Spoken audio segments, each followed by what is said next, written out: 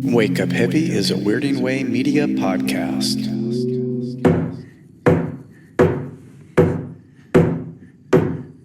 Welcome to Wake Up Heavy, the world's greatest horror movie podcast. On this episode, my weird dad and his friends will be talking about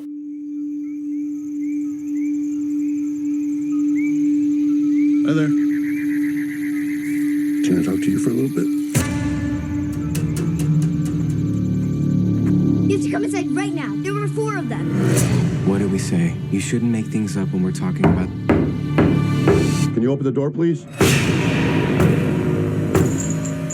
They're breaking in! I'll cut you, baby.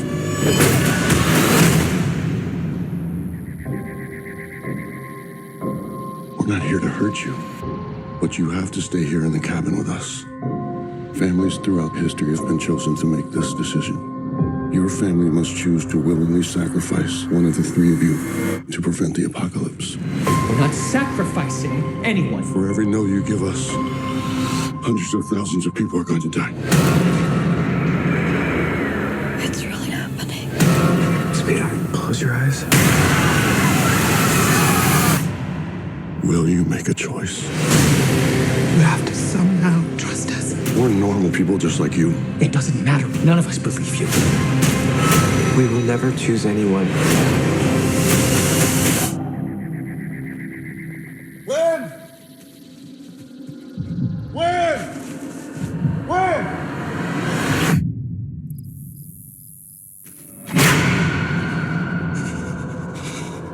I'm afraid the rule is that no one's allowed to leave until you choose.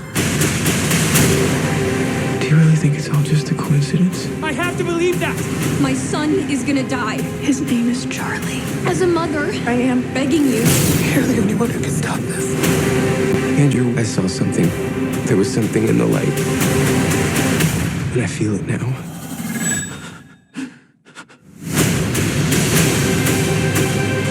I'm taking my family and I'm leaving. If you fail to choose, the world will perish. We've been given the chance to decide the fate of everyone. Time's running out on the world. There is nothing more flawed and perfect in this world than our family. Please make a choice. Always together. Always together. I will ask for the last time. Will you make a choice?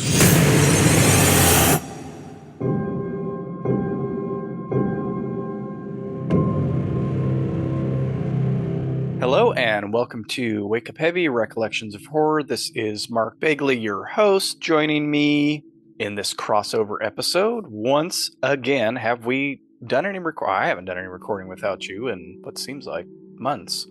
Mr. Chris Stachiw.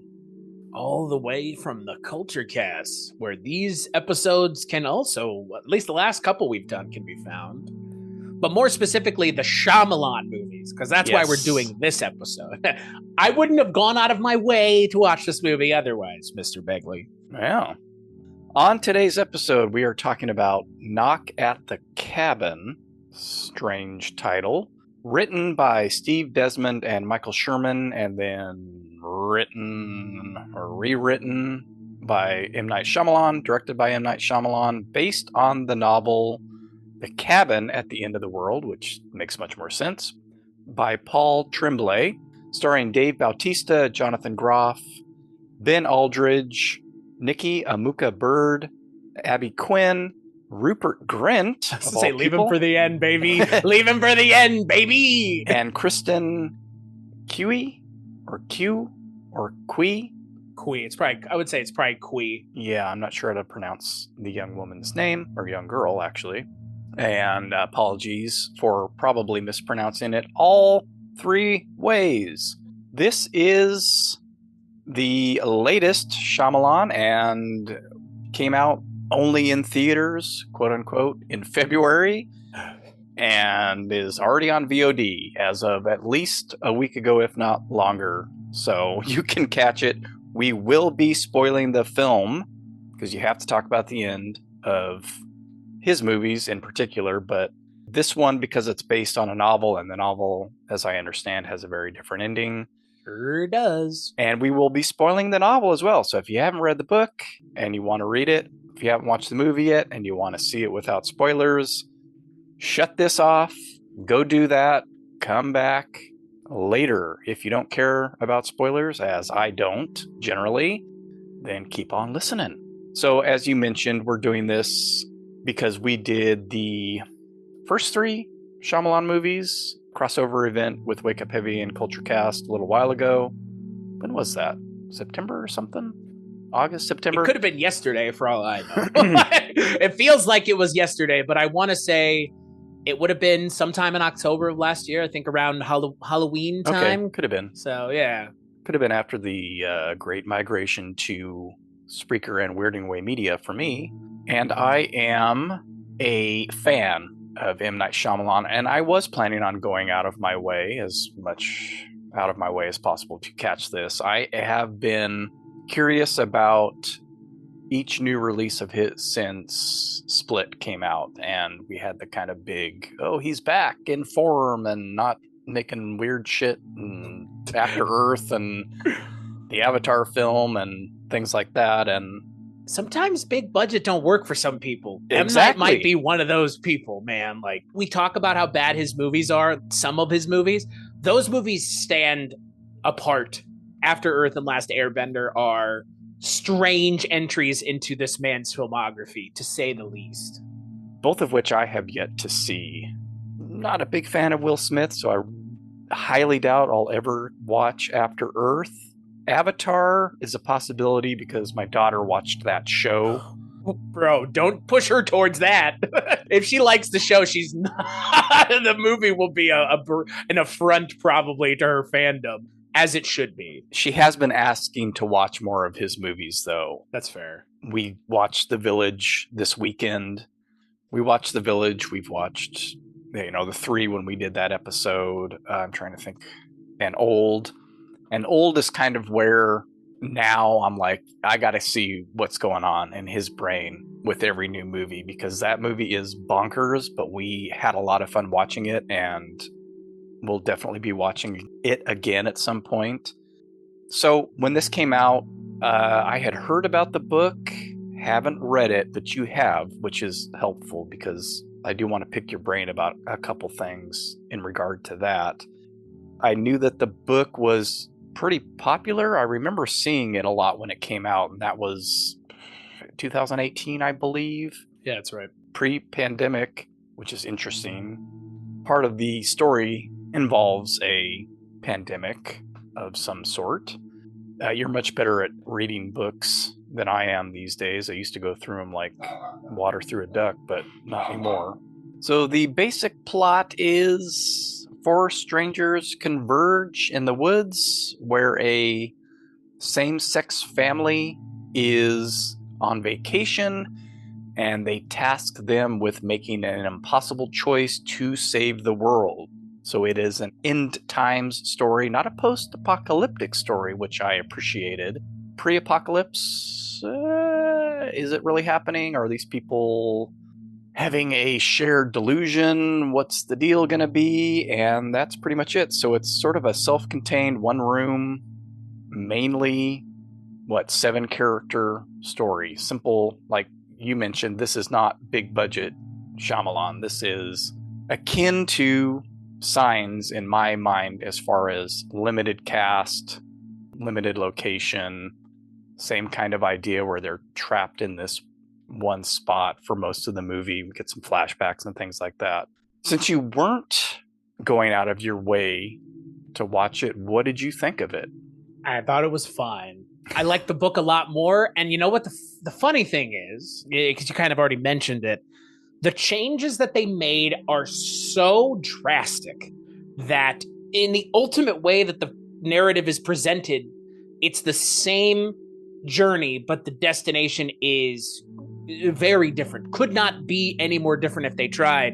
And I remember when I was reading the book, and I think I must have read the book probably it was before I was using Goodreads as much as I am now. So like 2021, maybe 2020, probably.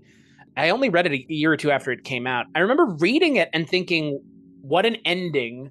And this only works in the book. Like, it's like No Country for Old Men, right? The ending of No Country for Old Men, and I've come back to it plenty of times. I'm maybe on this show, but I know I've talked about it on my show.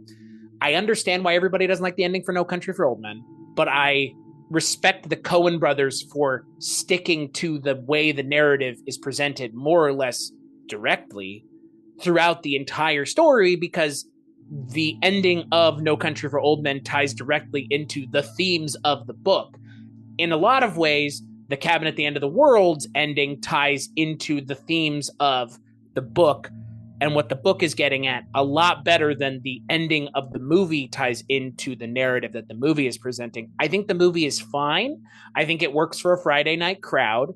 And I think M. Night Shyamalan has another, quote, success on his hands here with a movie that it doesn't really challenge the viewer to ask many questions. It more or less gives the viewer all the answers that they need. And there's no ambiguity as to what's going on. And in the book, there's a lot of ambiguity. Paul Tremblay isn't necessarily interested with the destination as much as the journey. Look, I was more surprised than anything else that A Head Full of Ghosts hasn't been adapted yet, because that had been talked about being adapted for a lot longer than this. Head Full of Ghosts has been out since 2015. I think they talked about within like a year of that coming out. And I know that Oz Perkins has said he's directing A Head Full of Ghosts. That was 5 years ago now. I like Paul Tremblay a lot. He has a very specific style in the way that he writes. He is very much Shirley Jackson in a lot of ways. Like, that's the kind of writing that Paul Tremblay does is similar to what I would get out of when I would read Shirley Jackson when I was in high school. I liked the movie as much as I could, but I couldn't help but feel like by the end of the movie, it was like, man, they really don't want there to be any ambiguity to what's going on here. And that's a failing of the movie, not of the book, because I get why they did it for the movie. I guess there's an assumption that film audiences just can't take it. Right. I don't get that sentiment, but this is a movie that I get why the ending wasn't what they wanted it to be for the movie, but like, it feels like a cop-out. That's all I could think when I watched this movie. By the end of it, I was like, what a cop-out ending. It kind of sours my enjoyment of the entire journey, because by the end of it, I'm like, and this is where we were getting with all this? Like, I don't know. The journey was more fun than the destination, that's for sure. What about you? I knew that the ending was different just from the little bits and pieces that I pick up on Twitter and stuff. And I expected it to pretty much go the way it went. And I also knew in my head that it wasn't going to be ambiguous, that what these four strangers are doing is not a delusion. It's really happening. And I sort of ruined it for myself because I was wanting to get to the realization of the family, Andrew, Eric, and Wynn.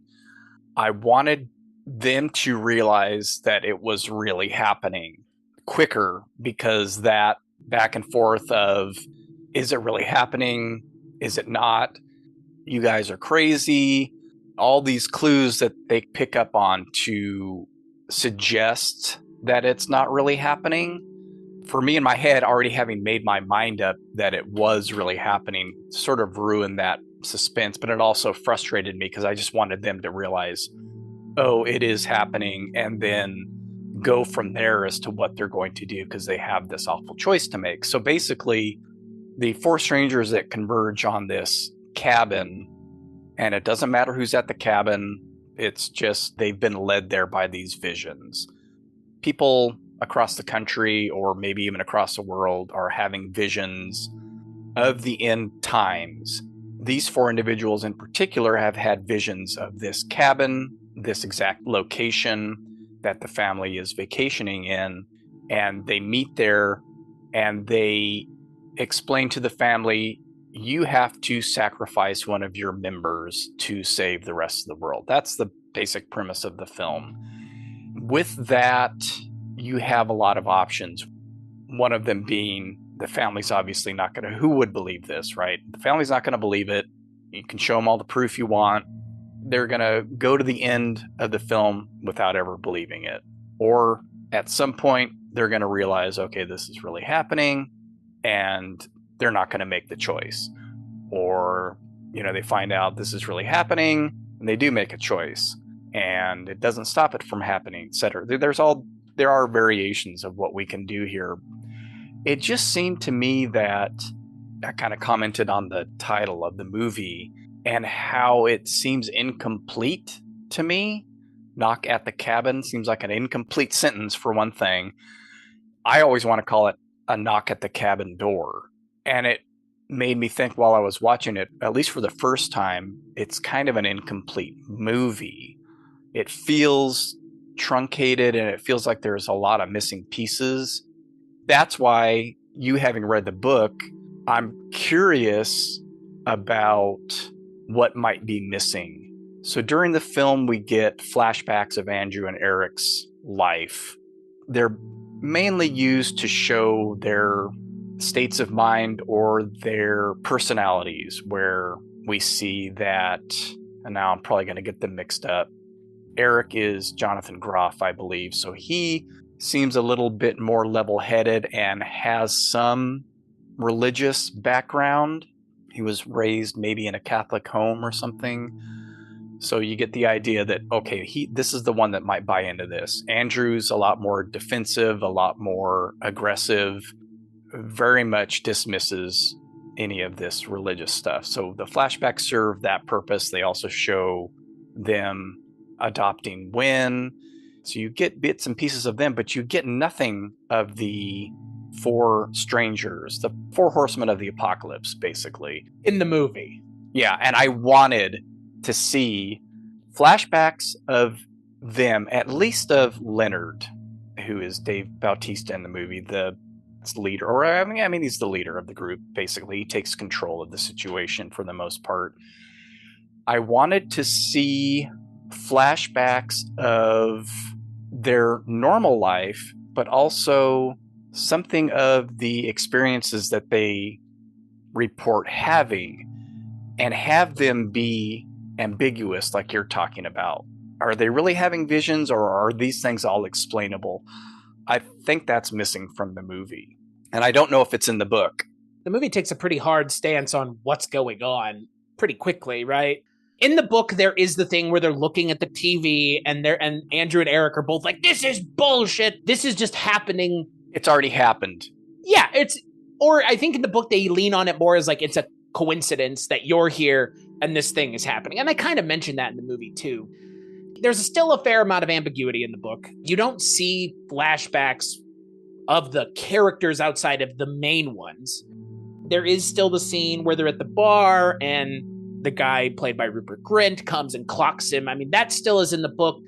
The stuff that the book does more is the book lets the narrative inside the cabin between the seven of them play out more. I don't think the Rupert Grint character is dead immediately. I don't remember if it's like, it feels like 5 minutes into the movie and he's dead. No exaggeration. It happens pretty quickly after they show up, but right. The beginning of the movie where Wynn is outside catching grasshoppers and then Leonard shows up, that's a pretty lengthy scene.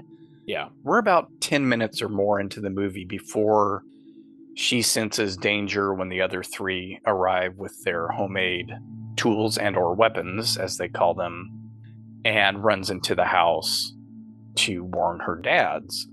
And it takes a good while for them to get into the house as well, which I actually appreciated, that whole scene of them coming to the door, and it led to some interesting camera work and blocking and stuff in this film.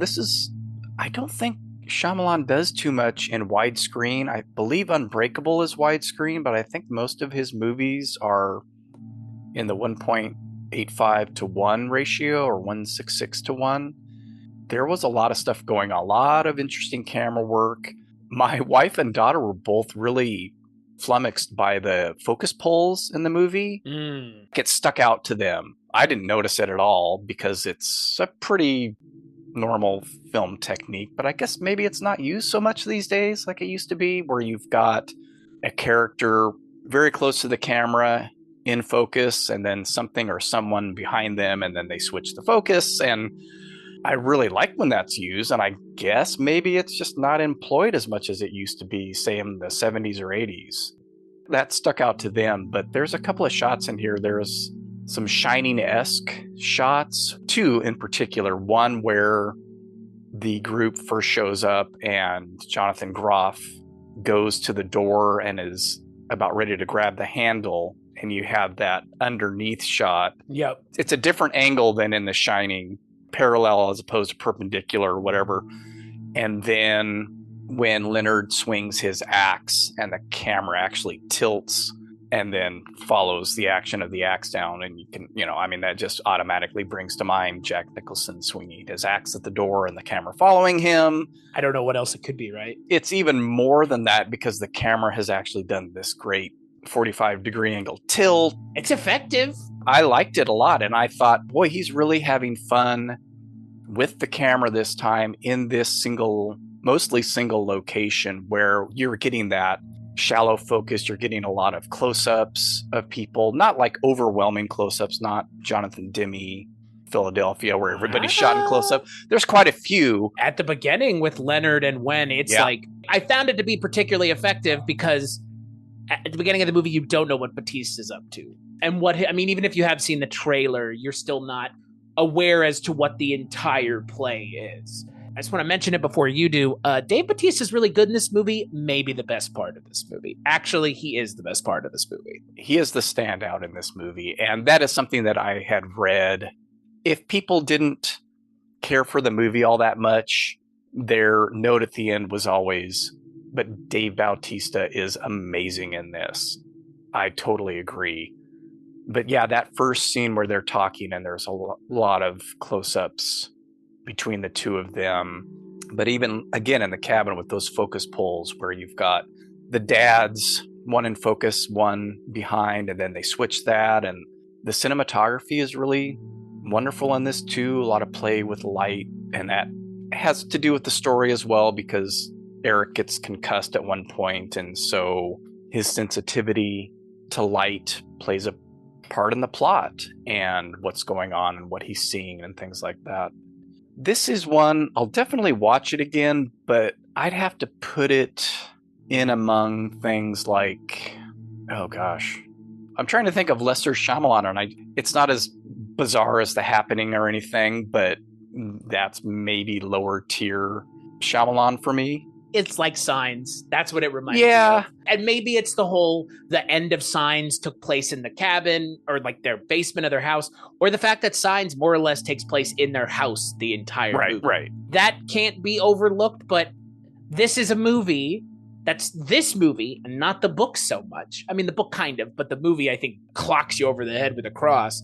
This movie is about belief.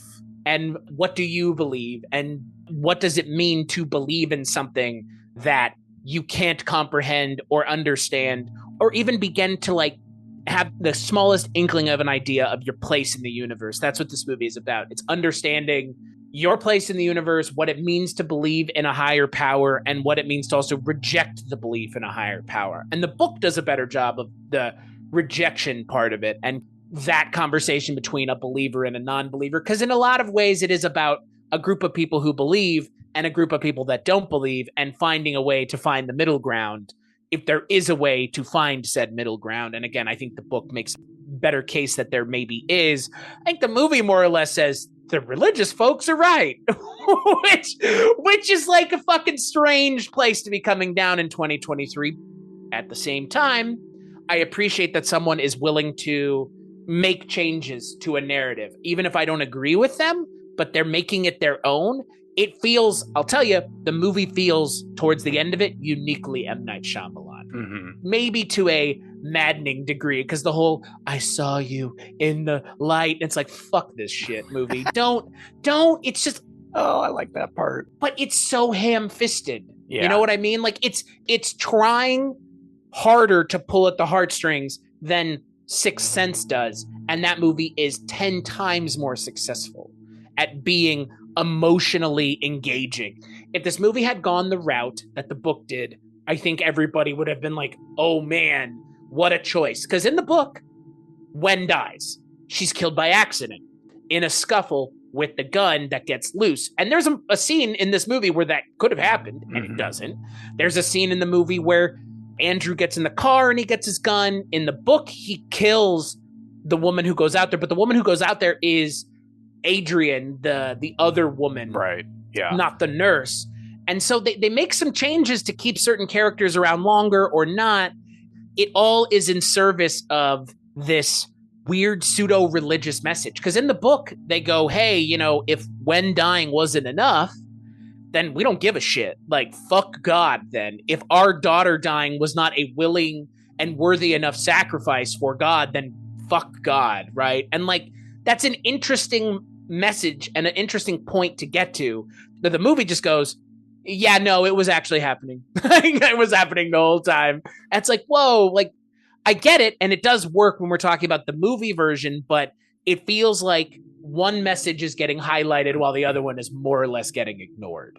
Well, back to your point about the belief. For me, it's the belief of something bigger than yourself. It might not even be a higher power per se, a godlike image, but, and the nurse says, you know, my mom or somebody used to tell her dad maybe, trust in something bigger than you. Andrew absolutely cannot do that.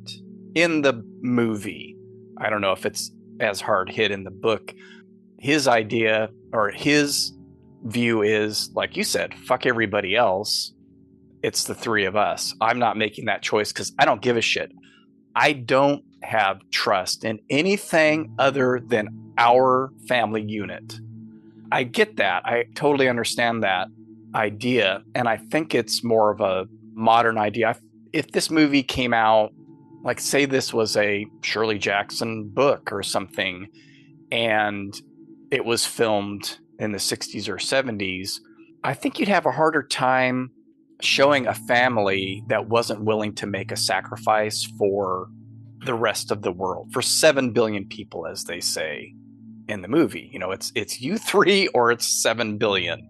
And I think in the past, people would be shown as more willing to sacrifice one of themselves for the good of all humankind. Nowadays, I think you'd be hard pressed to find people that are willing to do that. And so I found that interesting. But you also bring up another point about the end of the book and when dying in the book. I don't want to get too much into the end of the movie just yet, but I know in the movie they say, we can't do it for you and you can't kill yourself. It has to be an actual choice. That is the rules of this. You have to choose someone to die. Wynn wasn't chosen. Not a willing sacrifice Right. is what they say, like multiple times in Right. the book. So that's why in the book, it doesn't stave off the apocalypse or the supposed apocalypse. Or does it? The book is more ambiguous. They drive off and there you go. There's no all the stuff that happens afterwards in the movie that feels like somebody was like, we've got some notes here for you. M. Night Shyamalan, we need you to get your actors back together and go do some pickup shots in a diner somewhere. Yeah. That's what that felt like, because the idea that, you know, you have a group of people that believe so vehemently, or I guess they believe so strongly that the world is going to end. They've seen these visions. The visions are haunting them. They need and feel like they have to do something about it. So their path is more or less set. You know that they've committed to the point where they have all signed themselves up to die because they've made peace with themselves about what they need to do to prevent the end of the world. It is interesting, the interplay between Eric and Andrew in the movie, because it's a little different than in the book, because I don't remember if in the book there's this whole I saw the future and I saw when and you, and like taking the book out of it and just talking about the movie, I get what they were getting at, but where is this coming from? He hit his head. He was maybe kind of religious, but the direction that the narrative takes by the end of it, I kind of had a hard time believing that Eric makes that decision.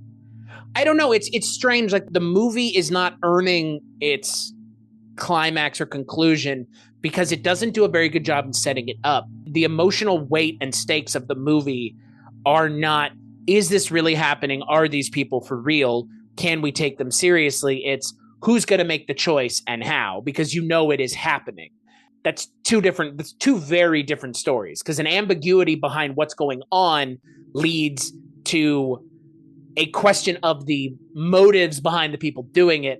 This, it's like they are good people in a bad situation. We see that when they find their car, and all of a sudden it's like, again, another pickup shot of there's the ID and there's the this. It's like, come on, movie. Like, you don't have to drip feed us everything as an audience. And when the movie isn't drip feeding you everything, I think it works better.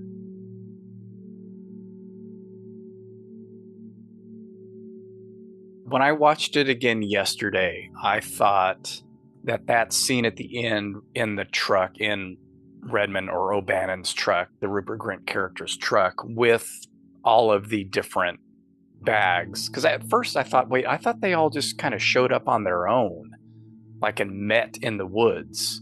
But it would appear that they were all in his truck, which, fine, whatever. That may have just been me misunderstanding what was said. But to find those individual items of each person that reiterate the point that, yes, they were all telling the truth, at least about their past lives, which then leads you to the conclusion that the rest of it was true too. That's why I wish that there was something in the nature of a flashback for at least a couple of those people that made it more ambiguous. Right. Well, okay, let's see Leonard as a second grade teacher and maybe having a vision, or maybe being on the message board that they mention that these people all connect on, or they mention a boardwalk at some point. They're all out on a boardwalk. Maybe show that, but make it so that it's still people doing something via the message board. This message board is their connection, but who created the message board? Who's planting these ideas about these things? Who's taking maybe stuff from the media about the X9 virus or about possible earthquakes and combining it all together to say, oh, well, this is from Revelation this is from the book of Revelation that, it's the end times. Let's all go meet at the boardwalk, make the case for O'Bannon finding where they are. That seems like a stretch to me, and I don't know how they deal with that in the book, but that becomes part of the issue, is that Andrew, after Redmond is already dead, realizes, oh, wait, this is the guy from the bar that attacked me.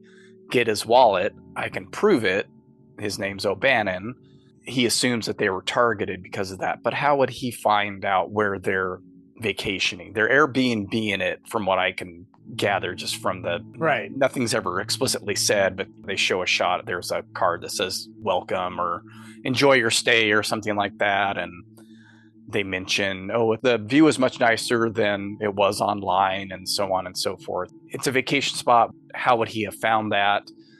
Maybe show him doing some kind of search online. I don't know. Right. The ambiguous stuff that they bring up in the movie, like that, like the implication that the stuff that they're seeing on the news is either pre-recorded or a repeat of a show. I don't know how you would know necessarily exactly when something's going to be shown about an earthquake or about the X9 virus. These are the plagues that are occurring. I enjoy apocalyptic stories. Like I mentioned early on, this isn't post-apocalyptic, which I enjoy also, but you don't see too many of these stopping the apocalypse type things. As far as I'm trying to think of something, and I was Cabin in the Woods. That's a subversion of it, right? Right. This movie made me appreciate Cabin in the Woods a little bit more. It really did. And I don't like that movie. I kind of find that movie to be, frankly, detestable in a lot of ways, because it feels like it's just the biggest pandering thing I've ever seen to pander to people like me and you. I have issues with that movie. Joss Whedon, and I mean, the Joss Whedon thing aside, I don't know, Cabin in the Woods always felt like it was, you're gonna like this because you're a horror fan. And it's like, I'm not, you can't get me that easily. And there are plenty of people just like myself and you that aren't gotten that easily just because you throw random horror references into the movie without actually being horror references. Like the Pinhead guy. I mean, there's a lot of it in that movie. My issue with that movie is that they show their hand way too early. That should be much more mysterious. Similar problem with this movie, yeah? the whole stuff with Richard Jenkins and what's his nuts from West Wing. Oh, the guy with the weird balls? We know too early that they're manipulating things. Let that come out maybe at the end of the first act or later. The mystery is gone. So anyway, it's still pretty fun. Actually, my daughter watched that a couple months ago, and but it is similar to this, right? There's a level of ambiguity that Cabin in the Woods has up until the end that Knock at the Cabin could have benefited from, that the book does, which is me knowing the intention behind the people who have come to the cabin should not be something that you reveal to get me going on the narrative path. It should be something that's revealed later on in the narrative to kind of maybe subvert what's going on or help kind of lead you. Maybe there is a different path this is going down. Instead, they show their hand very quickly. How could half of these things happen unless they're happening exactly the way that they said they're happening? Because like you said, how does Rupert Grint find them? I mean, how does half of the stuff that Leonard's talking about, how do they not just believe him when he turns the TV on? In the book, there's a level of ambiguity that they just don't have to explain everything. In the movie, it's like every time they sit down to have a talk with Leonard, he is half expository dumping and the other half just saying vagaries like, oh, the end of the world started long before this and this was just the spark. Like, those are really great lines that are written really well that I'm glad Bautista can deliver. But for this narrative that they're telling, it doesn't make any sense. It doesn't jive with the rest of the narrative because this has been made very clear. This is happening. There's not a question of this happening. We don't need to have like an existential crisis as to whether or not we're actually preventing the end of the world. You are, which is why the choice that Jonathan Groff makes doesn't seem like that big of a deal in a lot of ways. He's like, all right, I know that my sacrifice will prevent the end of the world. Simple as that. What are the stakes here then? What are the stakes if you know how to fix it and you fix it?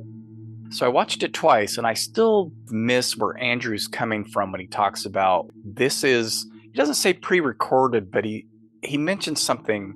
The first plague is tsunamis.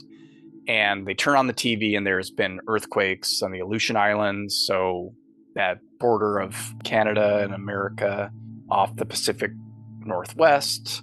He's looking at the timestamp on the broadcast or something, even though it says live up on top. And I'm going, what is he talking about? Where this is something that happened before they arrived, but they're watching it now. So that confuses me. The earthquake already happened, but like the tsunami takes a while to get there.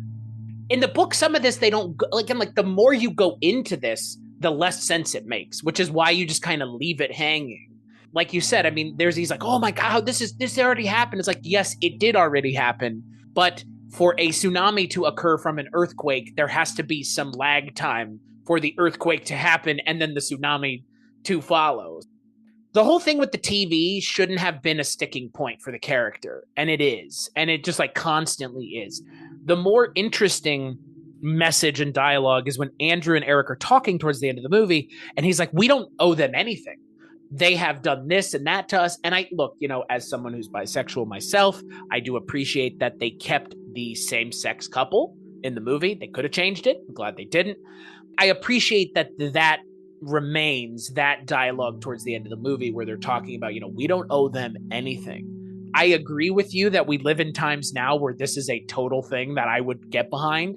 I actually agree with the way the book ends. And I think the movie should have ended that same way because I think in 2023, I think a lot of us have been shown it's okay to be selfish because we are really not out for ourselves, but there ain't going to be a lot of people who care about us other than us.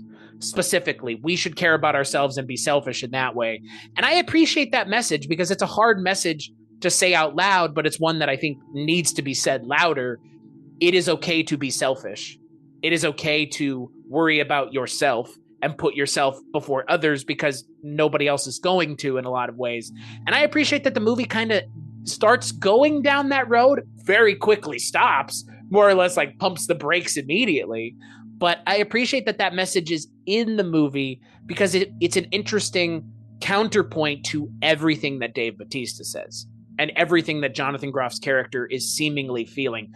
I wish they had played up the angle that he was more religious because it would have felt a little less not like a jump, but it feels like a little bit of a maybe taking the stairs 2 steps at a time type thing. Like you're getting a little ahead faster than you should without really building up this idea that he's susceptible to this. And showing his religious parents who are disappointed with him being gay ain't enough. Like, well, it's not enough.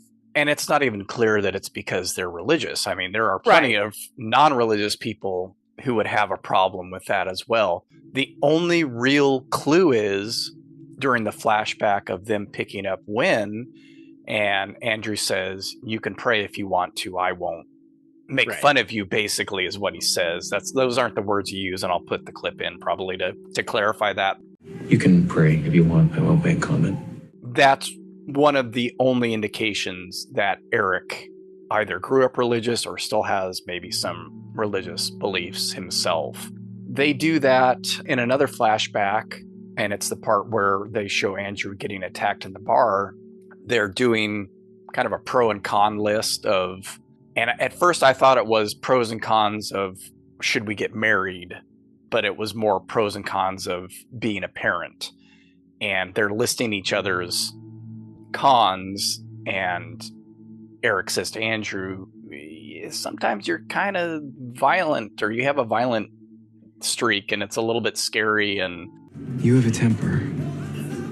Not in a scary way, just it's there. Andrew could have said, well, sometimes your religious beliefs bother me or whatever, and they don't do that at all. But we have the one character in the movie who's religious saying they're the 4 horsemen of the apocalypse, which drove me up a wall. There are 4 people in your house talking about the apocalypse. Does the audience need you to tell them that's what they are? And then it does the thing where it's like, this one was this, and this one was this, and this one was like, even for Shyamalan, that's surprising because he doesn't do stuff like that very often, where it's like completely just like airplane spoon feeding you. Like that's Signs. I mean, we've mentioned Signs. They kind of do that with Mel Gibson at the end, you know. Yeah, but it was right at the end in Signs. Right. I get that it was the thing that leads out the movie. In Signs, it felt like the movie was building to that. The movie after that little aside goes further down into the direction where I was kind of not on board anymore. Signs, it's like the movie's over. Go for it. You're going to make your point now. This movie, there's like another 20 minutes left. It's like, God, come on. Like, if you're going to do this, at least end the movie with it. Like, just have that be like, oh, and they were the 4 horsemen of the apocalypse. Okay, got it. My daughter picked up on that, and she may have read something. I'm not sure if she was looking at the trivia or something while we were watching, but she said, well, he's wearing red, she's wearing black, he's wearing white, and she's wearing yellow. And those are the colors of the 4 horsemen of the apocalypse. And I was like, yes, they are. Don't spoil it for us. It's not subtle. And it's 4 people. And it's the apocalypse. And it's the apocalypse. Like there were a few things that have things tied to them religiously, like 4 and the apocalypse and 4 people who are the harbingers of it. In solid colored shirts. Right. He's malice and it's like, oh, whatever. Yeah, Redmond's malice, Adrian is nurturing, Sabrina is healing, and Leonard is guidance, was the bit at the end that we got. You know, it's funny, I was going to mention this earlier. I used to have apocalyptic dreams of the rapture, and I haven't had one in decades, but yeah, I would have weird dreams about being out, just walking around or at school or something, outdoors usually, and hearing trumpets blare and seeing people like wholly lifted off the planet. And they were anxiety-inducing dreams. I would wake up and just be like, oh, God. You know, I'm relieved when I finally realized I was having kind of a nightmare, you know. You know what movie does this better? And this is totally a movie that we should rewatch at some point. I don't know if you've ever seen it. This movie could have been a companion piece to Red State. Whenever I think about that, I think about Red State because they blare trumpets to basically get them out of their compound. And I'm like, probably would have worked on me. Even then, there is some ambiguity to what's going on. Right. Even with that. Yes. Yeah. This movie has those moments where it's like, what you're seeing may not be on the level, but the people might be on the level. Like what they're actually talking about may or may not be happening, but yeah, they are invested in it the way that they've been told to be invested by the visions. And like Red State had that feel to it, where it's like Michael Parks is committed to this. Even if it's at the end, it's like, well, that was us doing that, motherfucker. He's like, I don't care. Like, it didn't change anything. Like, as far as I'm concerned, it happened. Like, I'm not going to say Kevin Smith is a better writer than M. Night Shyamalan, but that's an original script by Kevin Smith. So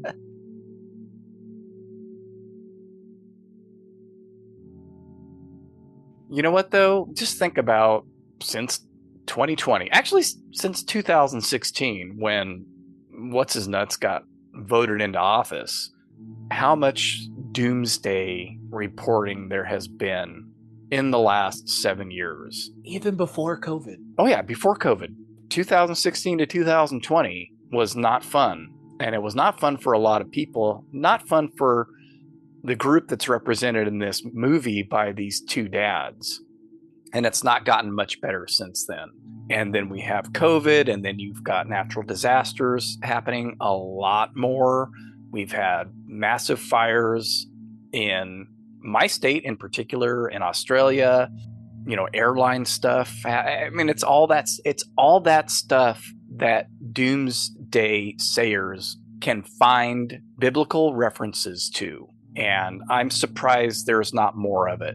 I get ads every once in a while on Facebook or on Twitter for those tubs of macaroni and cheese to put in your fucking underground compound.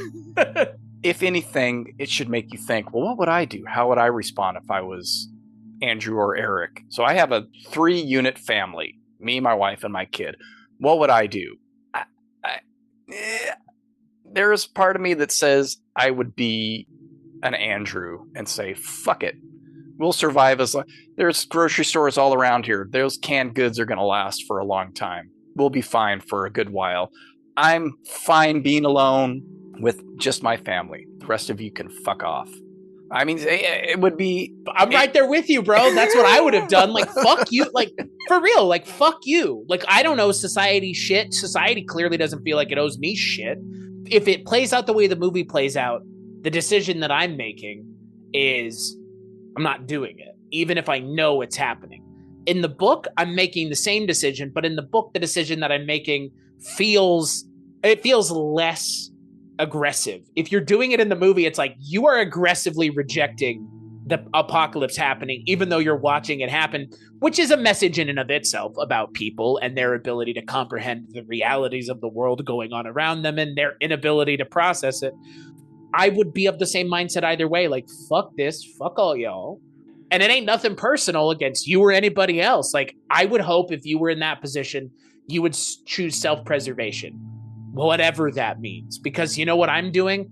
I'm choosing self-preservation because I'm not an idiot. Even though Leonard stresses, you ain't going to last much longer yourselves. You're going to live in a world that's basically demolished. I mean, if you think about it really, if there are more tsunamis like this, if all of the planes in the air, that's the third plague, if all of the planes in the air drop, what's going to be left? So you have to wait against that. But still, I know there's a part of me that would be like Andrew, like, fuck, I'm fine being in my house by myself. Yeah, like, which is why I said that early on. Back in the day, back in the 50s and 60s, you know, you'd find more people that are like, oh, yes, I'll be noble and save the planet. Kill me. Right. I've lived a good life. I'm 42 years old and I've been working half my life. Think about all the characters in movies that we see, like the one that always comes to mind because they really subvert the expectations, Shea Wiggum in King Kong, Skull Island. You remember how in every movie we have that scene of I'm going to go and sacrifice myself for everybody else to get away. Bop! Gets killed. Just and it like yeeted. Yeah, it's one of the best scenes of that fucking movie for a lot of reasons. But it's also a really funny metatextual commentary on that kind of scene in movies. But we see it here, where it's like, I'm going to sacrifice myself for the good of whatever group. Mankind, our group, these people, whatever. Like you said, I feel like in this day and age, it's harder to get people to get to that point because it's like, you know, like Freddy's chasing after us. Fuck y'all. I'm just going to run faster. Like, I'm not going to turn around and stop. Like, I used to, in my mind, feel oh, I could never understand why you get to that point. But now it's like, not only do I understand it, but I completely support your decision to do so. I don't know how much the times have changed me, or if it's just, like you said, it's just a matter of a perspective thing and distance from a more jovial and kind of quaint time. But we live in dog-eat-dog times, even if the dogs aren't eating one another in the streets. And the movie does kind of mention that. Again, like the whole, this was just the final spark. This wasn't necessarily the catalyst or the beginning of the apocalypse. The apocalypse has been happening for a while now. And I like that sentiment more, because I feel that every day. I feel that every day. It's a believable thing. I still, a lot of times when I see that kind of stuff brought up by extremists, these signs, and I was like, they've been saying that. They've been saying it's the end times since shortly after Jesus ascended to heaven. Right. I mean, the apostles had to send letters to people. Read your Bible, folks. They were telling them, cool it. It's not the end. It's only been a year. Let's relax a little while here. It's ongoing, and you can create all kinds of connections to those vagaries in the book of Revelation. So it's fun to see how those connections are made, but it's also a little bit scary to see people wholly buying into it. Right. Which I wish they had done more in the movie. Show us that. That's why I think I would have really appreciated not necessarily a flashback for all of the strangers, at least for Leonard, because he seems to be the most level-headed. The nurse mentions at one point that she's not really a religious person, but she couldn't get this stuff out of her head. More of that. But really, in particular, I would have liked to have seen what they were experiencing in such a way that it's still very ambiguous and vague as to why they felt so compelled to do this. Well, and I don't understand why they changed the narrative so much, but they didn't do that. If you're going to make all these changes, you're going to make it unambiguous. You're going to make effectively Leonard a hero in the movie, more so than he is in the book, because he's a little bit, again, he's not like a villain in the book any more than any of these characters really are, but there's a level of ambiguity to what's going on. If they're going to do what they did in the movie, why not do that? I don't understand the reasoning of not doing it, because if you want to explain everything else, why not just explain that too? At this point, what does it matter, really? That's kind of the way I look at it. If you're already force-feeding us everything and telling us how everything is and leaving nothing up to the audience's interpretation, why not just show us them having those visions? What is there to be lost if you've already said, well, this is actually happening anyways? Yeah, or having a vision, but maybe having it be explained by getting a call from his doctor and giving him the results of his MRI or something to that effect, where maybe one of them is suffering from a brain tumor. I didn't see it as cut and dry, like it's totally unambiguous. This is happening from the get-go. I just sort of took that upon myself, knowing as little as I did about the book and figuring it's not going to be that they're delusional. It is going to be that it's actually happening. I know that my daughter and my wife were both up in the air as to what was going on until really the planes start coming down. I don't know if it's not ambiguous enough in the movie because, like I said, I believe that they were unsure as to what was happening until that final point. Maybe even further along until the lightning is striking in the woods around them. It may just be having gone into it like you, having read the book, even though the book might be more ambiguous, sort of realizing Shyamalan's not going to do that. I would have been surprised if they had gone with the book ending. That would have surprised me. I wasn't surprised by the end of this. But I was still there to see what the reveals were going to be. Is this going to be convincing to this family, to Andrew and Eric? What's going to be the final straw that convinces them this is really happening? And then what are they going to choose to do?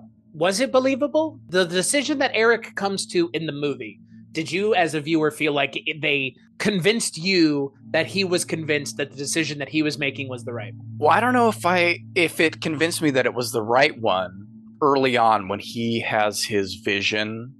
I'm like, oh, he's gonna end up sacrificing himself. Right. It's like so unsubtle It's like in the first scene that they meet them. He has this vision behind Dave Bautista in the mirror, and it's like, okay, movie, you've given it up already. You've already shown us that he's susceptible, and Andrew isn't. Like, okay, so there you go. Like you said, you already knew where it was going 10 minutes in. Which is weird because I saw screen captures of that image before I saw the movie, so this may have also played a part in me sort of realizing it's not going to be ambiguous. And the image outline was much clearer in those screenshots than I ever saw in the movie, because I kept rewinding it. You see that flash of light, and then it slowly dissipates. And maybe I was looking in the wrong spot, but I'm like looking at it and I'm pausing it. I don't see the outline of a figure at all here. I kind of figured if anybody's going to do it, it would have been a nice twist if it had gone the other way. I know that they're not going to kill Wynn in the movie. That's just, if this was maybe a low budget remake of a novel that no one had ever heard about or something, they might go that route. But I think in a Universal picture in 2023, we're not killing the kid, whether it's by accident or not. So it would have been a little bit more interesting to me if it was Andrew who made the sacrifice instead. But I'm curious if there was backlash about either of them making that choice because they are gay men. Like that sacrificial, even though the world has been horrible to me and treated me like shit this whole time, I'm going to be noble and do this. I don't know if that raised hackles like in the gay community or something, like it was I mean, I don't know if it's sort of like, you know, the black guys always get killed first in horror movies or something. I don't know if it's sure the same kind of thing, but like there were two gay men in this, so if one dies, there's still another one left. But I don't know. I didn't see any of that. I didn't see any backlash. I mean, look, as a gay man, it didn't upset me because I kind of understood where it was going. But Jonathan Groff's decision at the end of the movie, I don't know. I side with Ben Aldridge's character way more. And I side with their characters way more in the book, because in the book, they're not sympathetic to the plight of others. They shouldn't have to be in a lot of ways. Like, what do you owe a society that feels like it owes you not even the equal rights of others? And right. Again, I've seen people saying like, this is a retelling of the Book of Judgment. And it's like, you know, yeah, sure. If you want to talk about what it's literally talking about.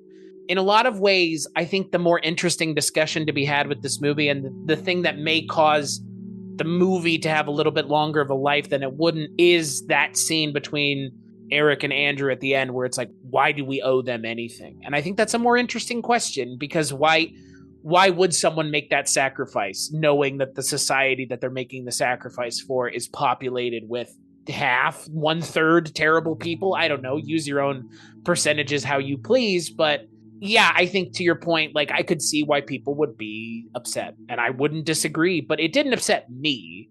That's because I also know that there's a version of this where it is fuck everybody else, and I can live in that version a lot easier than I can live in this version.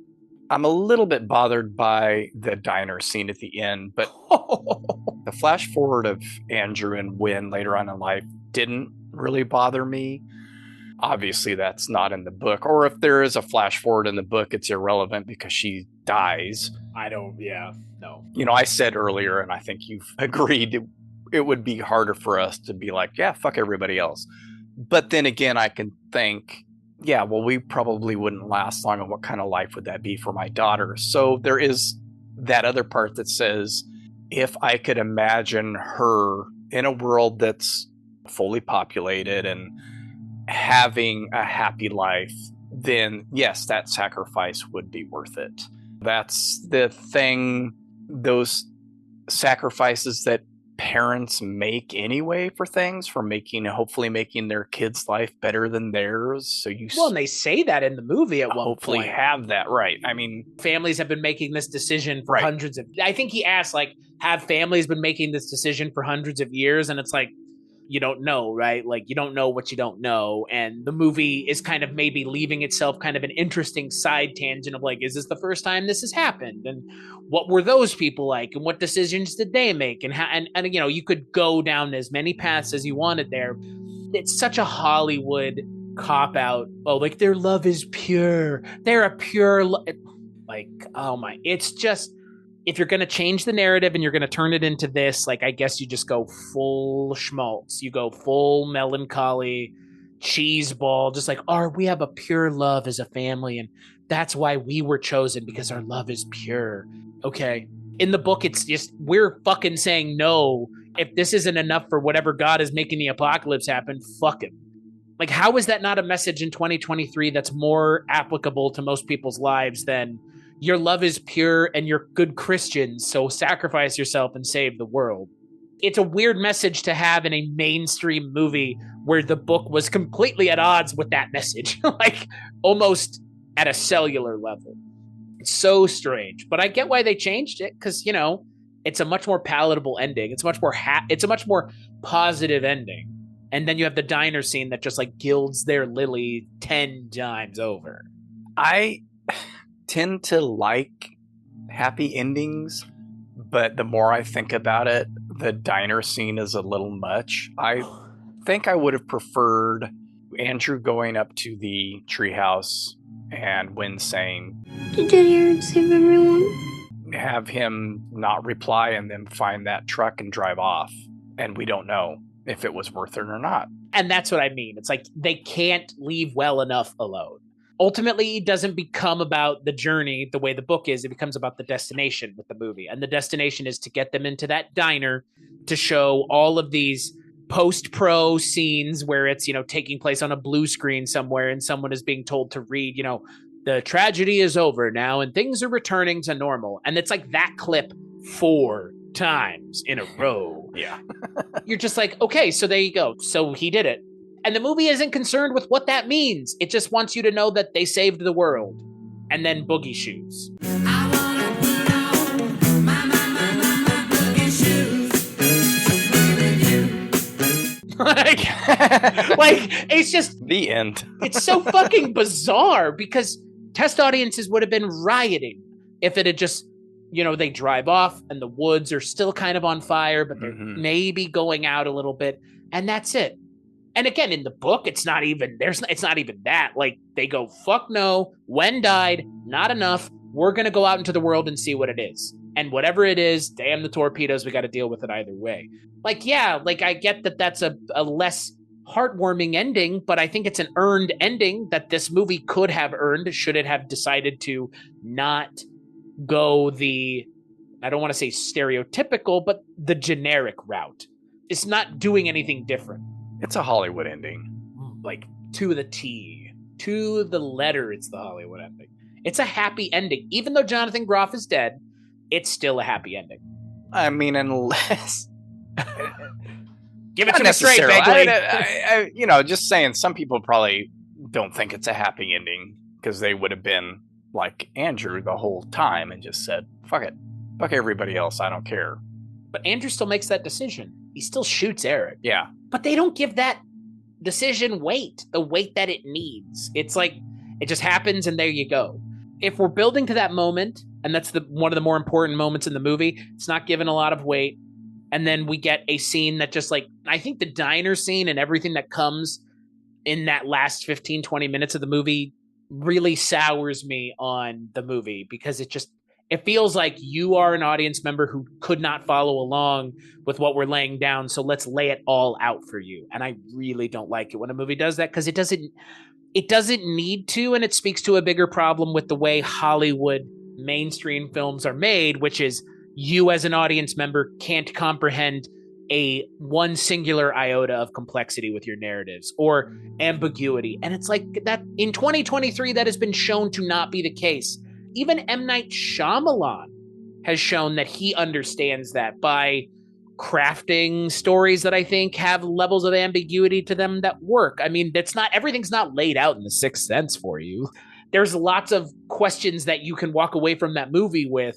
This movie is not interested with you leaving unhappy. This movie wants you to be a happy audience member who walks out with a smile on your face.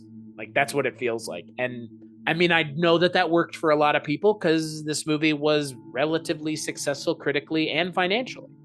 I think that was the one complaint that I saw specifically was about the ending.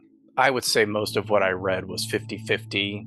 positive versus negative, and it wasn't necessarily because of the ending, but specific complaints were sort of pointed to that overly happy ending. I'm usually relieved.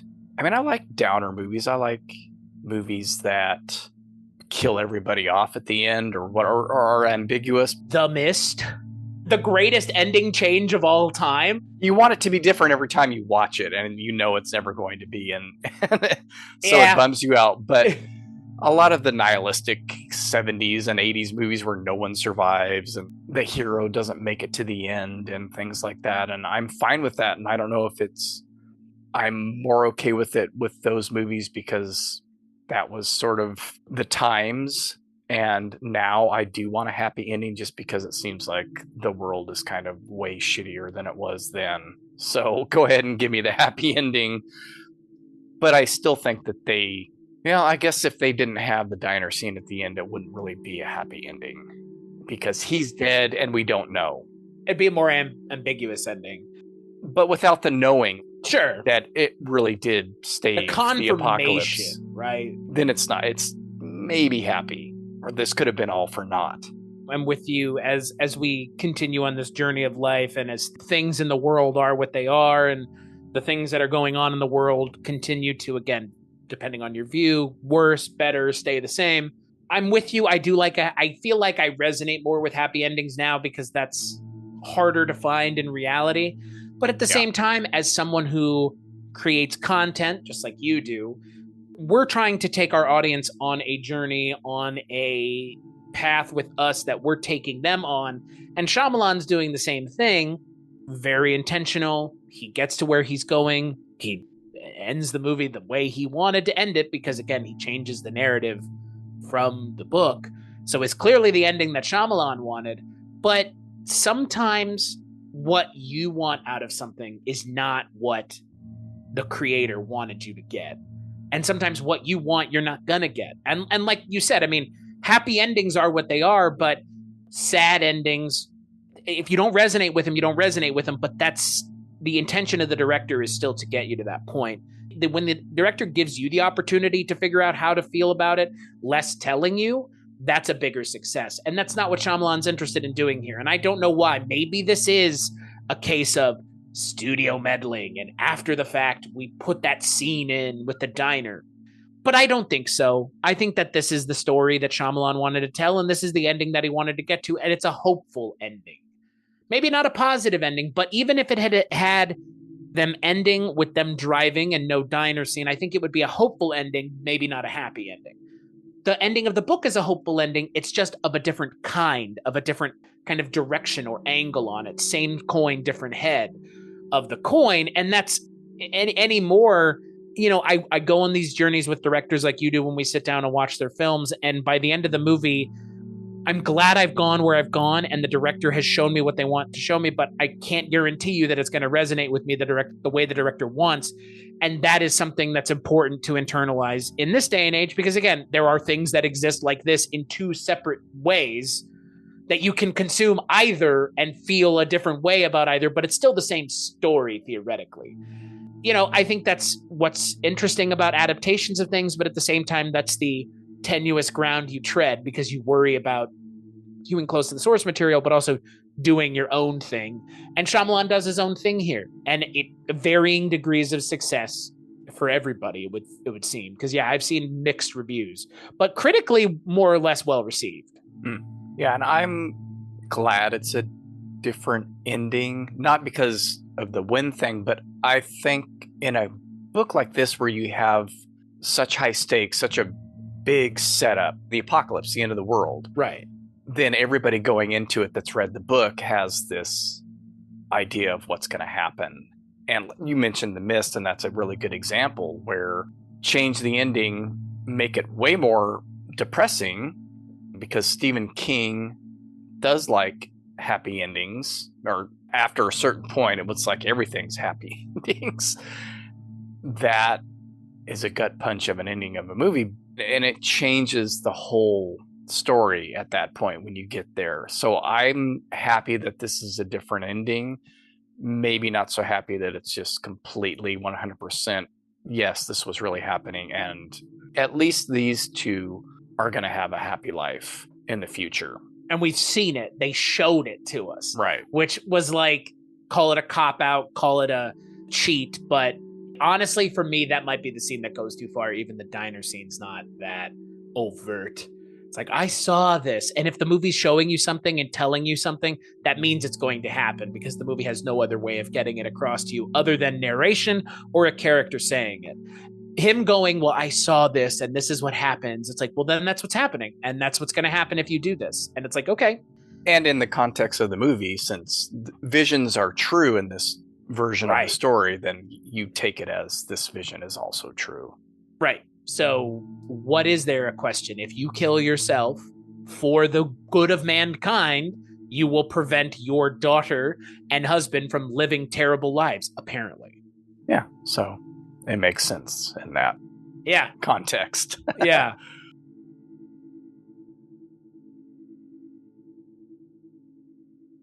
How does this stack up against M. Night Shyamalan's other stuff? Is this more in the early camp, the middle camp, or the more recent camp? Where do you come down? Well, that's what I was trying to think of earlier, and you mentioned Signs, and I think it fits well with Signs for me, where that movie, I'm starting to see some of that weird stuff that would pop up, weird dialogue, weird mannerisms. Yet I still enjoy that film a lot. It's not weird like Old is weird. I mean, that, talk about like people not acting like real people. Right. That movie does it in spades. I would put this firmly in the middle. I still think something like Sixth Sense and probably even Unbreakable and Split are top for me of Shyamalan, and then Signs, Old, this movie, The Visit and stuff like that are sort of mid-range. I will definitely be watching this again. I'm sure that we'll get on Shyamalan kicks, my daughter and I, and put this one on, and The Village like we just watched. Probably, actually, that would be a good one to group it with. Sort of similar problems in a way. The Village and Signs and this one probably fit together in a strange trilogy of not bad, but maybe weird choices. How about you? I think it's one of his more approachable movies for a mainstream audience. It's not asking much of a Friday night crowd. It gives you all the pieces to play with and more or less shows you where to put the pieces to make all the pieces work together. I mean, it's showing you its hand pretty early on. The Sixth Sense, I think, is still the top of Shyamalan's game, and it's the first movie he ever made, and that's fine. It happens sometimes that way. Like you said, I mean, Signs, The Village, and this, I think, are pretty good. Pretty good for what they are, which is M. Night Shyamalan movies. Because, again, that's kind of a weird qualifier, but it's a qualifier that I have to put. Because M. Night Shyamalan movies are just kind of weird on their own. There's nothing about them that aren't uniquely him because of his vision as a director. And we didn't even mention he's in this movie because of course Always. he is. Always. And always in like a role where he's speaking. Yeah. Good for him. I mean, other than Signs where he's sort of a character that interacts with the main characters, he's usually just some oddball side character. I love that he's talking about fried chicken in an infomercial in this movie. It's pretty great. Yeah. All of his movies are uniquely his own. And that is something that is maybe a bad comparison and people might get angry, but a lot of ways he's like Tarantino. He is who he is, and he's going to make the movies that he wants to make the way he wants to make them. And look, The Last Airbender and After Earth might be the only movies in his filmography that aren't the movies he wanted to make, but they're the movies that somebody was like, nah, give this guy $500 million or whatever the hell Airbender's budget was and just see what happens. And they did it twice in those movies. Those are the movies that stand out as his worst. Even among his movies that, you know, The Happening or Glass, which are more contemporary Lady duds. in the Water. Let's not forget that one. Right. More contemporary duds. But Airbender and After Earth are big budget failures. This movie is like $20 million. Like, it's a rounding error for Universal Pictures, really. And they've produced and released his last 4 movies before this one, and now he's with Warner Brothers. He has a first look deal with Warner Brothers, which, fuck, man. This is someone who I think a lot of us thought his career was completely toast after Airbender. And 13 years on, he has a, whatever crazy ass deal at Warner Brothers. That he has the same deal with Warner Brothers that Jordan Peele does with Universal. And that's a pretty nice position to be in if you're a director, because they just go, oh yeah, if we want to make this movie, cool. If not, yeah, somebody else is totally going to pay you to make it, which is the case because M. Night Shyamalan has been a proven success. I think he has a movie that has opened in the #1 spot for the last 3 decades now. I mean, that's not anything to sneeze at, even if he did make The Last Airbender and After Earth. Well, and we've made the comparison to Jordan Peele before, where these are guys that are going to be able to make the movies that they want to make. And not a lot of directors are in that position these days, where a studio is going to let you make the movie that you want to make. That's the gig you want. That's the gig that I want. That's the gig that any self-respecting movie person wants, is to go, if you don't make the movie I want to make, then someone else will make it. But you are going to get an opportunity to pay me first before anybody else. Like, who wouldn't want that deal? And he's not getting it as a young filmmaker. He's getting it as a seasoned veteran filmmaker with double-digit films under his belt. And he's had a career fall, and effectively now he's on the resurgence. I mean, I said The Sixth Sense is the peak of his career. That may not be the case 10 years from now. He may make a movie that's better than The Sixth Sense with Warner Brothers or somebody else. Because again, Warner Brothers just has the first look with him. That doesn't mean they have to release the movie, obviously. But I mean, he could be on another upswing here, another career resurgence. Because, Split was that. I mean, I remember sitting and watching that movie with a better diner ending scene, mind you, and thinking like, wow, he's back. And then he had a dip with Glass, but now it's kind of like, well, here we go again. Like, what's Shyamalan going to be up to in this upswing of his career? Well, that's the thing that I'm always asking myself, what is this one going to be like? I'm still very curious each time he releases a movie. And that happened, I would say, even with The Visit. And I'm not a fan of found footage movies, but that one's pretty fun. It still has a lot of the failures of found footage for me. That was what got him able to do Split. And like you, when I saw that, I was like, oh yeah, my boy is back. Glass, whatever. Yes, glass, whatever is correct. I'm still interested in what's going to happen next. Same with Old. You're either into that, what he's doing, or you're not. Can we mention something that kind of gets overlooked?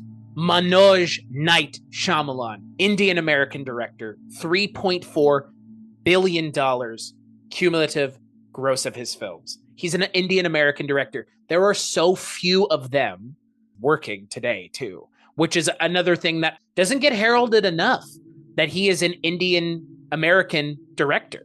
And his daughter is following in his footsteps. Fantastic. She's directed some episodes of Servant, and I've got to say, when I have seen her name in the credits, those episodes have been very interesting. That show is great. Haven't seen it. My wife and I love it. It's talk about weird characters and weird dialogue, and everybody's fucking weird in that, especially the first 2 seasons. You're like, are these real human beings? But it really makes sense in the world that they're living in and the things that are happening around them. It absolutely 100% makes sense. And it's a great show. And we are caught up and we're watching season 4 right now and loving it. And it ends, I think, pretty soon, doesn't it? I'm pretty sure this is the final season of the show. So it's ran for 4 seasons. Yeah, it feels like it's leading up to that in this season. I wouldn't be surprised. I haven't heard that, or maybe I have, but yeah, it would make sense. And it's fun. It's a lot of fun. It's wild. Half-an-hour episodes, goes down real quick and easy. It's on my list of things to watch because, again, he's involved. And it definitely has touches of his throughout. Even if he's not directing or writing the episodes, it still feels like an M. Night Shyamalan joint. Well, and the thing that I always appreciate about M. Night Shyamalan is, it's his thing. Like you said, I mean, even though he's not like in every episode, it's still his thing. And You know, I have a weird relationship with him as a director because, again, didn't see The Sixth Sense until October of last year. Saw Signs when I was a kid. The parts that I remembered, we talked about on that episode. But as someone who obviously appreciates movies and watches movies as much as I do, as much as you do, as much as so many of the people that we do this with do, it's always refreshing to find a director who has a unique voice that almost nobody else has. And like you said, Tarantino, we've said Jordan Peele, we could say, you mentioned, you know, I mean, I'm sure we could mention Polanski and so many other directors who, you know, it's their movie from the moment you start watching it. And it's not that you're not surprised by the weird things that happen, but when you talk about it, it's like, well, this is an M. Night Shyamalan movie. That's why Avatar and After Earth don't really work, because they're not really M. Night Shyamalan movies. Last Airbender, I had the displeasure of watching it on the flight back from India when I went in 2011. And boy, I can tell you, I had no idea what the fuck was going on in that movie. And I feel like so many people I know who love the source material felt the same way. And it's like, that kind of director should never be making, like, I can't see Tarantino making a big budget movie any more than I could, at least not that kind of big Like budget work movie. for hire. Working within the system. Yeah, work for hire, or, you know, like, it's very workmanlike, which is something we always say. Yeah. But that's not Shyamalan, that's not Tarantino. And it's fine if you kind of do pay for play. Like, I'm going to make this movie so that I can make this movie. I mean, Fucking Scott Derrickson, man. Doctor Strange, like, there you go. He made that so he could make Black Phone, I'm pretty sure. Like, even the Scorsese back in the day would do stuff like that, where you take on a studio movie. After Hours wasn't his idea. You know, that was brought to him. He had to work, and it's not necessarily work so that he can make another film, but work so that he can get paid. If no one's going to make his movies, then he'll make the studio's movies and at least get paid. And David Lynch, you know, making Dune so that he could basically make Blue Velvet. And lots of directors do these types of things. And it's fine to have those in your filmography. Does it have their personal stamp on it? Maybe not so much, but Lynch's Disney movie still does. Like, that's the crazy thing. So does Dune, and so does Elephant Man. Yep. There's still their sensibility in there, and I'm sure you could find bits of Shyamalan in those two movies that we've mentioned that, you know, I've not seen. I'm sure there's some indication that this was his film, or he was behind the camera. Yeah, maybe. I'm up for whatever he's doing next, and I may not always enjoy it, but I'll probably appreciate it.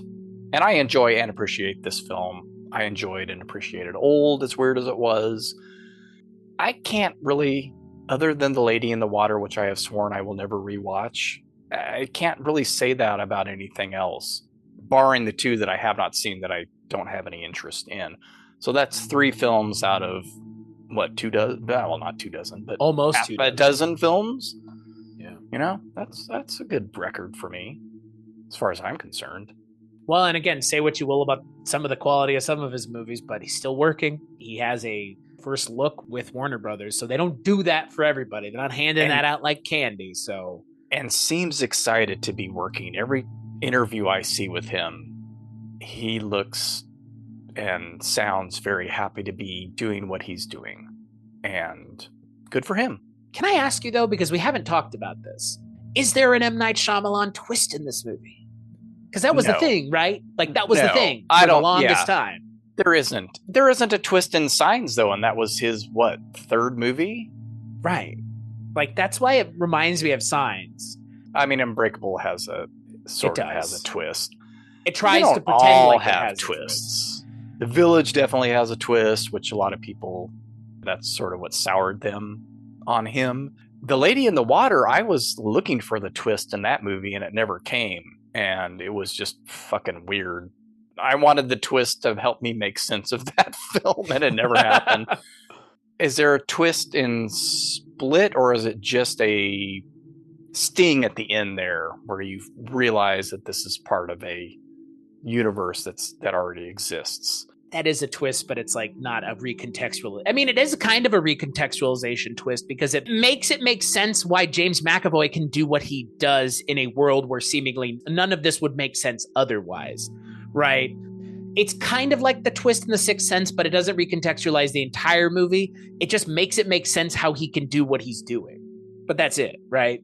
This movie doesn't have a twist. No, there's no twist in this. And I think it's better for it. I don't normally do this, but since it is a new film, and I guess if people have listened to the end and gone through all the spoilers, would you recommend this film? It is now out on VOD. I would say it's going to resonate with a certain, like I said, the Friday night crowd is going to eat this movie up. They definitely did. The movie made money. I think it's fine. If I had never read the book, would I have the feelings I have about it now? Probably, but they would be less informed by the contrast and more just by the failings of the movie itself, less the failings of the movie coupled with how I know the book handles the things that the movie doesn't try to do. So I would suggest it because, yeah, it's a more streamlined version of the similar-ish narrative that the book is trying to tell. And unless somebody ever readapts it, which they won't because this was successful and you don't readapt successful things, or maybe you do, depending on your viewpoint on it, this will be the only film version of the book that you'll be able to see. So, yeah, it's worth checking out. Just know that if you're interested in the narrative and a derivation of it, check out the book because the book, again, I don't know why everybody says the book is better. The book is given 200 to 300 pages to do more than a 2-hour movie ever can. And so I think we should stop having the is the book better conversation and say, how is the book and movie different? Or what are the successes that the movie has versus the book and what have you? Because comparing the two, I mean, like, oh, is Westworld, the show, as good as the book? Like, what the fuck do you even ask? How do you answer that question? And it's kind of the same way with this. It's like, how do I answer a question about something that's takes like 4 hours to read versus an hour and a half to watch? So I would suggest it. But again, there are some caveats that go into it. What about you? Hey, if you're like me and you enjoy the odd directions that he sometimes takes, yeah. I didn't find myself annoyed with any of the unambiguousness of it, like maybe I would have if I had read the book. But, you know, I'm a M. Night Shyamalan fan, and I'm going to say check it out. If you didn't like something like Old, or you didn't like The Village, that might be a better comparison. Then it might not work. This might not work for you like that one didn't work for you. But I'm always going to say yes to an M. Night Shyamalan film. And it seems like the industry is too. So that's a good thing. Well, good for him. Yeah. Yeah. So, Chris, when you're not visiting my show, which doesn't happen all that often, what are you up to? Wrangling a bunch of podcasters into a network over at weirdingwaymedia.com, where you can find this show, my show, The Culture Cast, and so many other fantastic auditory experiences that you can find for free over at weirdingwaymedia.com, like Mike White's The Projection Booth, which is a weekly movie podcast that is as educational as it is entertaining, and Father Malone's Astounding Tales from the Public Domain, which is audio experiences of public domain stories, mostly sci-fi and horror. And let's throw another random one out there for everybody. Twisted and Uncorked, 2 women who are much funnier than I am, and that's not hard. What about you, Mark Begley? Where can people find you? Well, you can find me on Wake Up Heavy, and you can find me, Chris and Mike White, on From the Files of Police Squad in Color, which by the time this episode comes out will have wrapped up its 10-week run. Well, let's say 11 weeks because we skipped a week so that Mike could put out Top Secret. Check that one out as well. The 10-episode limited series on Police Squad, plus the Naked Gun series, plus Airplane as the opening bit, that will all be available as of March 15th. And then you can also find me on my show Cambridge and Washawn, where I talk with my friend Ronald Zurigian about all kinds of stuff that we were into as kids. So check all those out over at weirdingwaymedia.com. So thank you all for listening. Thanks to Chris for coming on the show and talking Shyamalan. Always a pleasure. And don't forget, Anything can happen when you wake up heavy. Ho, ho, ho, ho, ho, ho.